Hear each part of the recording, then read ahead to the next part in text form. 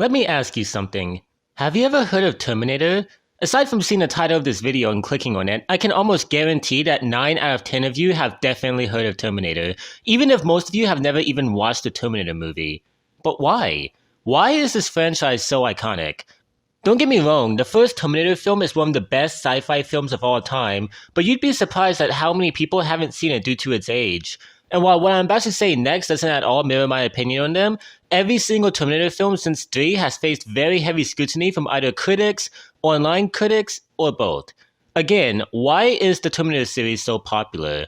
Well, that is because on July 3rd, 1991, director James Cameron struck gold with his highly anticipated sequel, Terminator 2: Judgment Day.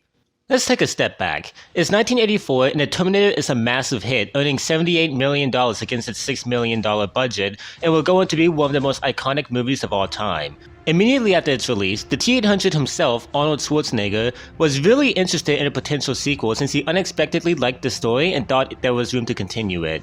In fact, his enthusiasm for a sequel tripled that of James Cameron, who pretty much had already said everything he wanted to say with the original movie. And besides, one of the movie's shareholders, Himdale Film Corporation, was a major obstacle since neither James nor Arnold were interested with working with them again due to multiple differences during the production of the original. One of the prime examples of this bitter partnership was when Himdale co-founder John Daly attempted to change the exceptional ending of the Terminator to something more cheerful and happy to please audiences. Because if you've ever done any research on studio and writer differences when it comes to the production of anything, it's easy to realize producers are usually complete morons. This situation almost caused Cameron and John to fight physically, so yeah, Himdale had to go. Thankfully, Arnold convinced company Carloco Pictures to purchase the rights to the Terminator from Himdale, since Himdale Production Company was in serious financial trouble, and it was highly likely they would bite down on the bait laid by Cameron, Arnold, and Carloco Pictures. And bite down they did, giving up their rights to the Terminator franchise for a hefty $17 million in return. Cameron or not, Carloco Pictures was determined to make good on this expensive investment of a sequel to the 1984 classic.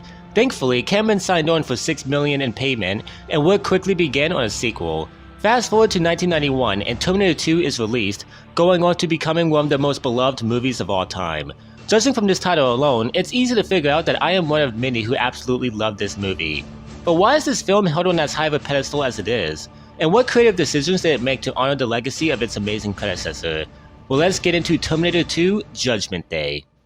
Starting with the plot, we are immediately taken back to the world of the first movie where the AI military defense system, Skynet, wipes out the majority of humanity with our own nukes and seeks to wipe out what's left of the human race. Due to nice narration from Sarah Connor, we're reminded of how the machine sent a T-800 to kill her before she can give birth to future resistance leader, John Connor, but this time the rules have changed. 2 machines have been sent back, one to kill John Connor directly as a kid, and another to protect him. Just like the last film, I absolutely loved the build-up, but for an entirely different reason. You see, we follow both Terminators when they materialize in the year 1995. One of these Terminators is an unfamiliar face played by a less familiar actor named Robert Patrick, who takes on the identity of a police officer. The other is an entirely different story, the T-800. The exact same model from the last film, once again played by Arnold Schwarzenegger, who, if you don't remember, was a relentless killer hell-bent on terminating Sarah Connor. It should be obvious who the good guy is, and the suspense reaches its peak when both Terminators find John Connor and prepare to carry out their mission. That is until we see the T-800 protect John from the rival Terminator's incoming gunfire that mows down an innocent bystander. This is a brilliant subversion of expectations by having the hulking monster of the last movie be a protagonist, and the newcomer being the baddie. Unfortunately, this was heavily spoiled in the marketing leading up to the film's release, so everyone saw this coming. Still, it's a brilliant bait and switch. Eventually, the T-800 and John Connor reunite with Sarah Connor, once again portrayed by Linda Hamilton, and the 3 hit the road as they're relentlessly pursued by the T-1000, a more advanced killing machine than even the T-800. What I really admire about this film is how it keeps the same premise of the first film while playing with a new set of creative ideas. One of these ideas is the design and function of the new Terminator, the T-1000. While the T-800 was a metallic powerhouse masked by inauthentic flesh and blood, the T-1000 is a machine comprised of liquid metal, basically making it unkillable by normal means and granting it the ability to shapeshift into anyone it touches. I always thought having a T-800 battle it out with a more advanced model was always a concept thought of for the sequel to up the ante, but something super interesting I found out is the idea of the T-800 defending a target from the T-1000 was actually the original concept of the first movie. The only reason a human filled the protector role in the T-800 was promoted to the villain was because the effects that would be used for the T-1000 would have been too much for the budget. Originally for Terminator 2, the idea was to have two T-800s, one of which assigned to protect John Connor and the other assigned to kill him. But it was decided that having two Terminator models played by the exact same actor fight would have been boring. After thinking of having some sort of super Terminator and then thinking of having both an evil T-800 and T-1000, the original concept of a good T-800 versus a bad T-1000 was used, and I'm thankful that was the case. Having a T-800 join our human protagonist opens the door to many cool ideas I'll get into later, and having a villainous T-1000 still keeps the same dread of an unstoppable killer hunting you down the last movie had, since it still easily overpowers all three of our characters put together. Though, if you came into this film expecting the same sense of horror the original had, you won't find it here. That's because Terminator 2 goes for a much more action and Hollywood approach this time around, an artistic decision Cameron also made with his other iconic sequel, Aliens. While die-hard fans of the original may not have been super ecstatic for this direction, I think it works really well for the type of story this film is telling, and Cameron knows his shit when it comes to action. The set pieces and intense sequences present in the film are directed perfectly, and it's clear this movie's $102 million budget was utilized to its fullest. Every single penny. Some of my highlights are the T-1000 truck chase, the highway chase, and the final factory showdown. The effects this time around are also really impressive for 1991. While things like the T-1000 obviously are only possible via 90s CGI, everything else, like the first film, is as practical as they can get, and because of that, they have withstood the test of time.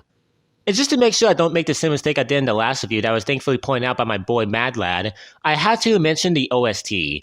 The last film had this very eerie, dreadful, and dark soundtrack that perfectly represented the cold nature of the Terminator that was orchestrated beautifully by Brad Fiedel, and he returns to once again orchestrate the soundtrack to Terminator 2. This OST is much more fast-paced and intense that definitely suits the new direction of the film, and while not as memorable as the first, it still kicks ass. What really needs to be talked about though are our characters, who are easily the heart of the film. Our main lead is John Connor, played by Edward Furlong. Fun fact, this was Edward's first acting credit, and he was actively taking acting lessons as this film was in production. That's why I find it shocking that he does such a good job. As another nice subversion, this future leader and beacon of hope for humanity turns out to be an immature, carefree delinquent who at times is kind of a little shit. Come on, get your ass inside. Do what your mother tells you. She's not my mother, Todd. But this doesn't change the fact that John is an absolute blast, since his immature mindset is a lot of fun and leads to some funny antics. Fuck you, you little dipshit. Dipshit? Did you call moi a dipshit? Grab this guy. I can't believe he called me a dipshit. Ah! Ah! Ah! God, get him off of me! And now who's the dipshit, you jock douchebag? What's really interesting about his character though is that many times during the film you can see his leadership qualities come out when he makes a wise decision, and sometimes it's the most mature one when compared to his emotionless guardian and crazy mother. Speaking of which, Sarah Connor returns from the first film and Linda Hamilton is playing an entirely different character. After being the only one who knows about the inevitable Judgment Day, this knowledge about the future and her trauma from the first movie has completely isolated her from society and landed her in a mental institution where she is harassed and beaten by the guards and is assumed to be a crazy lunatic. Seeing the somewhat clumsy but high-spirited woman we saw in the original movie molded into an experienced and paranoid badass is not only good growth, but it's kind of sad how damaged her psyche is. One interesting quote from Linda Hamilton about what she was going for when portraying Sarah Connor is, "I thought, this woman has been living with the certainty of man's demise for all these years and she'd have to become this wild thing. So the warrior and the crazy woman ideas were all me. The T-800 is a better human than I am, and I'm a better Terminator than he is." This was very insightful for me since it further emphasizes how detached Sarah has become from what makes someone human and how insane the knowledge of Judgment Day has driven her. You can especially see this when it leaks into her and John's relationship. It's clear she loves her son, but she can't express those emotions because in her mind, they're weak. It's her responsibility, her duty to mold John into the hardened leader humanity will need in the future. But when she realizes she can potentially save humanity by killing Dyson, the main programmer responsible for the creation of Skynet, she's about to cross the line she can never come back from. She's about to execute an innocent man in the presence of his horrified family. She's about to become no different than a machine that was sent back to kill her. But she doesn't. She doesn't because she's not a Terminator. Underneath her hardened and traumatized mind, she's still human. It's a perfect character moment that neatly concludes her arc. And last but not least, we have the T-800. This story does not in any way ignore the fact that this is basically the exact same relentless killer we saw back in 1984. One of the more widely known trivia of this film is that Arnold didn't initially want to play a good guy. He was very excited to once again play a cold, unforgiving killer machine, so when he read the first draft of the script, he raised an eyebrow at his character now being someone the audience wants to root for. But Cameron assured him that the T-800 would still be the emotionless badass he was in the first film, and he wasn't bluffing. As a nice compromise, the T-800 still lacks the basic empathy and morality humans have, and at multiple points, advises John against making a reckless decision that would save someone's life since it doesn't understand empathy. But after it has the CPU rebooted, the T-800, through multiple conversations had with John, starts understanding how humans think and what it means to be alive. Not only that, but it starts becoming a father figure for John. John's multiple attempts at trying to explain human emotion with his innocent worldview to a machine that's curious about nature are easily my favorite parts of the movie, and their dynamic are the biggest highlight of the film for me. That's what makes the ending all the more heartbreaking. After Dyson realizes what his creation causes and selflessly gives his life to end the threat of Skydance once and for all, the T-1000 corners our characters in a factory where a super tense fight ensues, ending with a badass death of the T-1000. However, in order to make sure everything that spawned from Skynet and Cyberdyne, the company responsible for the technology used for Skynet, is destroyed, the T-800 has to sacrifice itself to ensure a better future for all. And after a tearful goodbye, the T-800 is destroyed. The characters are by far the best part of the film. Our main trio are all different from one another and contribute unique attributes to the story, and the unlikely initially hostile pairing of the three that later develops into that of a family is always super emotional, and it is executed wonderfully. In conclusion, Terminator 2 Judgment Day is a fucking masterpiece. Every single decision it makes is perfect. The action in this film is spectacular with stunning sequences and fast-paced direction. The effects still haven't aged all too much. The soundtrack is great. Each and every single performance is perfection. And our main characters, John, Sarah, and the T-800 all have wonderful chemistry and solid arcs. Terminator 2 made $520 million worldwide in its box office, and it is still held as the golden standard when it comes to Terminator, as any timeless masterpiece should be.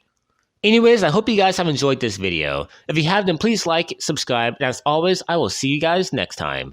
Peace out.